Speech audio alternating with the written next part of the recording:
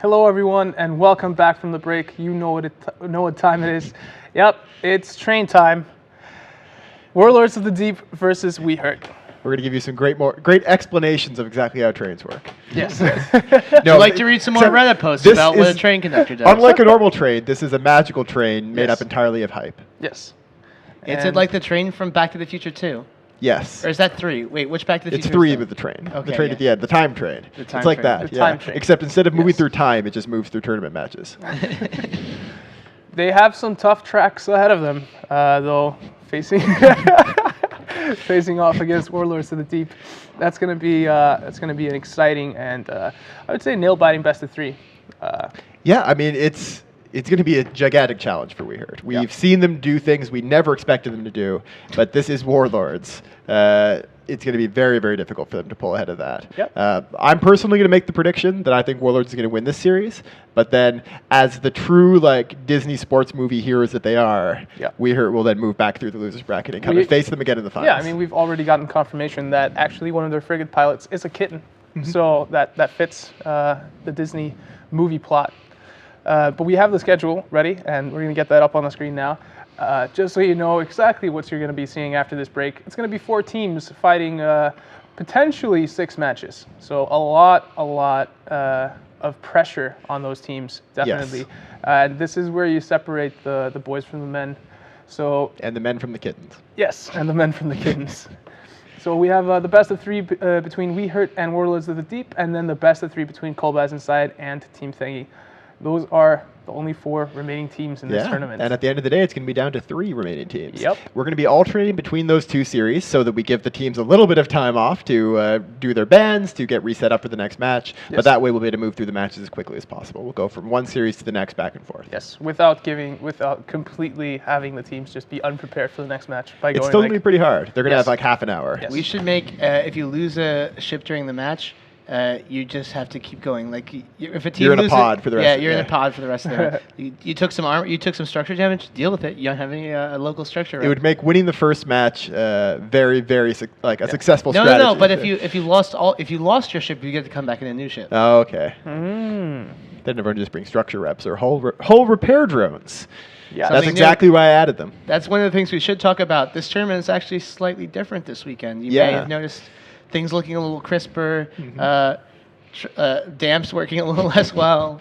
Yeah, we released a patch, Rubicon 1.3, just this last Wednesday. And so balance for a couple things, most notably for this tournament, damps has changed a little bit. Their range has been shortened a bit. And it's been the kind of thing that we let all the teams know about ahead of time so they knew how to prepare for it. They've been practicing with these balance changes on Sissy for quite a while, but it's still going to be a test of whether a team can react very well to those changes. So is this triple hound setup that we saw earlier, was that something that's only viable after the patch? No, it's pretty much always viable. So we have the bans here. We're about 5 to 6 minutes out from this match here. We Hurt banned the EOS and the Sleipnir, and Warlords of the Deep banned the Dominix and the Ishtar. So no Vargar ban, no Caracal ban. That Vargar missile setup is open for We Hurt if they want to bring it. We were talking about this a little bit before the stream started today. What we thought We Hurt was going to bring. Obviously, that Vargar setup has done very well for them so far. I don't think it's a good idea for them to bring it in the first match because whatever Warlords brings, Warlords has had now 2 weeks to train against that setup, to practice against it. Warlords will not bring a setup to this first match that they don't feel can beat the Vargar team. No, definitely not. And I am going to find here the winner of our first competition. And while I do that, I've actually got it here if you'd like. It's the winner of our first competition for the picture of the streaming setup, watching the Neo, is Jolly D Giant. CCP Etern tweeted that out just recently. He tweeted a picture of himself watching the stream on his computer with his daughter. It looks like it's a good bonding moment. It's his lucky charm for picking winners. Yes. Yeah, so. And he's cheering for Thingy. Oh. We'll see if he's correct. Never mind, I hate him now. Hey, no, I mean, the cheering worked. Thingy was able to win their first match, and probably thanks to his cheering. So now we're going to go to the next competition, which is tweet us at the same hashtag NEO2, your favorite match of the tournament. So go to the YouTube channel that we have, and we've uploaded all the matches. You can find it. It's the EVE Online channel on YouTube. pick out your favorite match there and tweet it with the hashtag NEO2 hashtag. I just said that twice. Yeah. I vowed not to do that anymore, but all right. And we will then randomly draw a winner of all those that tweet at us at the end of this stream, and then be in contact with you through Twitter. It's a really, really tough choice. There's been a lot of great matches. Yes, and for the winner, another collector's edition. So, what do you think? What's your favorite match so far? It was No Boundaries German ski lesson. Oh, okay. Yeah. After, the heavy nuding one, the double you, Geddon versus the Geddon dummy. After you explained to me what happened behind the scenes there, that's now my I don't think we've favorite explained match. to it on stream yet. No. Selderine, the captain of the German ski lessons team, let me in on a little bit of a secret that we didn't get to see during the match. They actually did expect nuding from the No Boundaries team, because No Boundaries had been bringing a lot of newts. Yeah. And so they fit heavy cap batteries on both of their 2 battleships, which reflect newts back at your enemy. And they only won by 1 point, so that probably swung them the match. So that was a really great fitting choice. A very unusual fitting choice. We only really see that if you're really expecting newts, but they were able to successfully predict what they were going to be up against. Yep. Strong hat. For those of you who are just joining us, CCP Bro just enjoys wearing stupid hats, or is there a reason for you wearing that cap? It's the hype train, dude. But so you didn't explain that when we came back from the break. I didn't explain the hype train. I think many people It's a don't know what the magical hype train is. Back to the Future 3 train. Oh wait, did we? Made out of hype.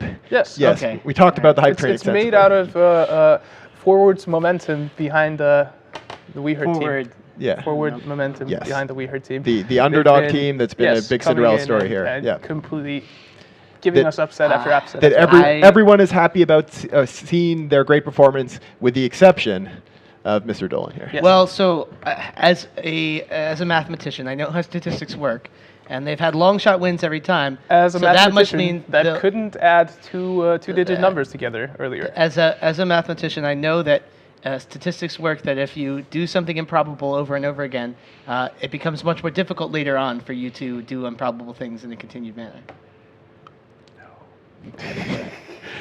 But yeah, Don't stop my believing. We have a lot of viewers I know are watching the WeHeard team, cheering for them. They're definitely they're probably our biggest fan favorite. We're seeing a lot of excitement on the NEO2 hashtag. A lot of people are tweeting about the hype train, about how excited they are to see these upcoming matches.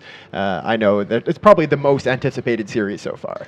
Yeah, and I mean, like, the big part of that is that they're streaming their perspective of all these matches without delay. So effectively, you can go to their stream and watch it simultaneously as you watch our stream, and you can see exactly what they're flying, how they're flying it, how their comms are. They're streaming everything, and I think that's it's a really cool thing, because they're letting people kind of experience the tournament through them, and that's something that not a lot of people have, or anyone has really had the opportunity to do live before. So. Yeah, they've been doing great stuff with streaming. They were streaming some of their practices, really getting the community involved. It's been really great to watch them do that. And they were also largely funded by their stream viewers. So they just held like fundraising streams, and their kind of streaming community of people that like their streams actually funded this tournament run for them, which is really, really cool. And we've been seeing some great piloting from them. The match against Kobaz Inside was spectacular last weekend, and we're about to see their match coming up right now. Red water. The water is really angry now, as we discussed last weekend. Rage. So let's get our predictions in, because I really want to jump right into that match and see how it goes. CCP Fozzie, your prediction? Like I said before, I predict the Warlords will take this series, and then WeHeard's going to come back to the losers bracket. But who's going to win this I match? think Warlords will win this match. I think Warlords will win this match as well. Well, I'm still firmly with both feet on the hype train, and I'm going to go with WeHeard.